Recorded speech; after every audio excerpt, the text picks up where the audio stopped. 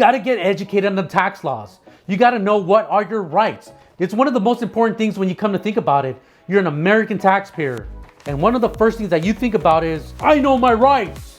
Just in case you want a refresher on your IRS tax rights, I'm going to go ahead and give you a little refresher. So according to the IRS and the Taxpayer Bill of Rights, each and every taxpayer has a fundamental right that they should be aware of when dealing with the IRS.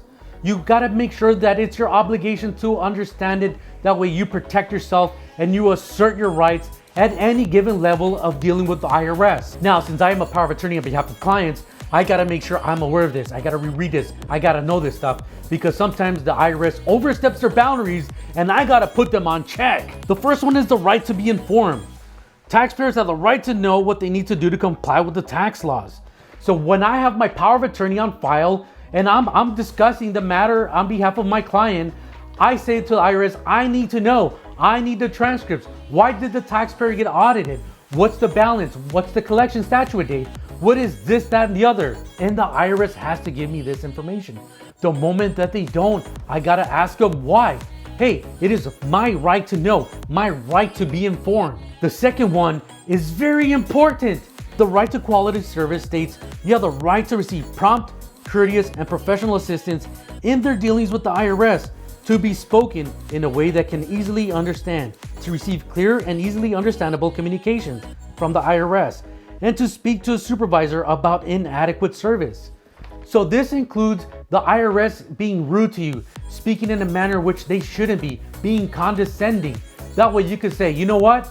You are violating my right to quality of service. What is your supervisor's name, phone number, fax number, mailing address? I need to have a discussion about the conversation we're having.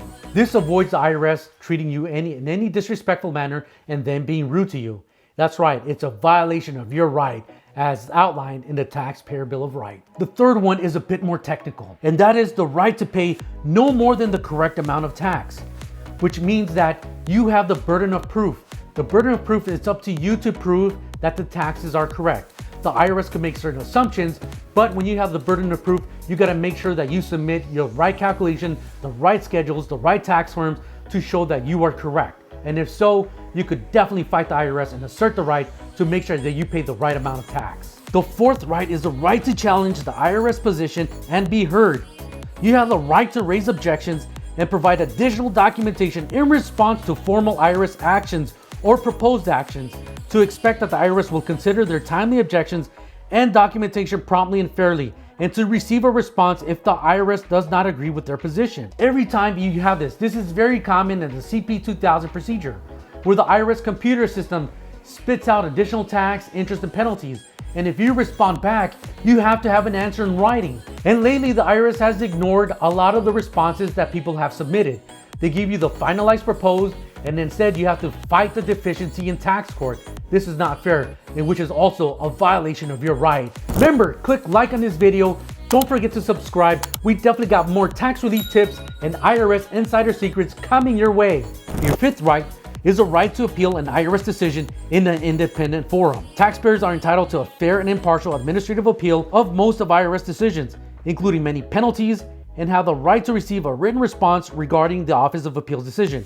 Taxpayers generally have the right to take their cases to court. A lot of the procedures end up in the Office of Appeals because the IRS overstepped their boundaries. So this is quite common when the IRS oversteps their boundaries and they try to take an action against you, such as a rejected installment agreement, rejected offer in compromise, sometimes CP 2000s, or audits. You don't agree with the auditor. You could go to the Office of Appeals, or if not, you could take your petition to the tax court in order to overturn the IRS decision. The sixth one is a highlighted right whenever it comes to any type of tax debt. It is the right to finality. The right to whatily? Okay, so in plain English means, when can the IRS just put a stop to all this? How much time does the IRS have? So here it is. In collections, it means it's a 10-year law. The statute date is the 10-year collections what the IRS has to collect upon you. Whenever you file your tax return, the IRS only has 3 years to audit your tax return or make any type of assessments against you.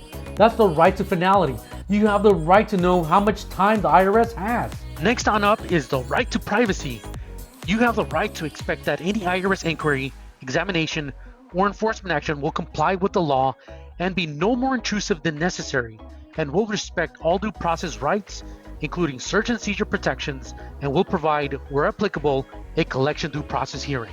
Is the right to confidentiality. Taxpayers have the right to expect that any information they provide to the IRS will not be disclosed unless authorized by the taxpayer or by law. Taxpayers have the right to expect appropriate action will be taken against employees, return preparers, and others who wrongfully use or disclose tax return information. This next one is key, and it's the reason why I exist. On a power of attorney, I can represent you. The right to retain representation. Taxpayers have the right to retain an authorized representative of their choice to represent them in their dealings with the IRS. Taxpayers have the right to be told that if they cannot afford to hire a representative, they may be eligible for assistance from a low-income taxpayer clinic. And whenever you do retain tax representation, this could be either a CPA, an attorney, or an enrolled agent to fully represent you. So you are not alone. The help is there if you need it. And to wrap things up, the final right, the right to a fair and just tax system. Taxpayers have the right to expect the tax system to consider facts and circumstances that might affect their underlying liabilities, ability to pay, or ability to provide information timely. Taxpayers have the right to receive assistance from the Taxpayer Advocate Service if they are experiencing financial difficulty or if the IRS has not resolved their issues properly and timely through its normal channels. This last one is where a lot of the tax relief also come into play. If you have financial difficulty, there's financial-based programs to help you out. Now that you have reviewed all of your taxpayer rights, let me know which one is your favorite right or which one is the most important right that you think it is. Drop me a comment below and let me know. And thanks for watching.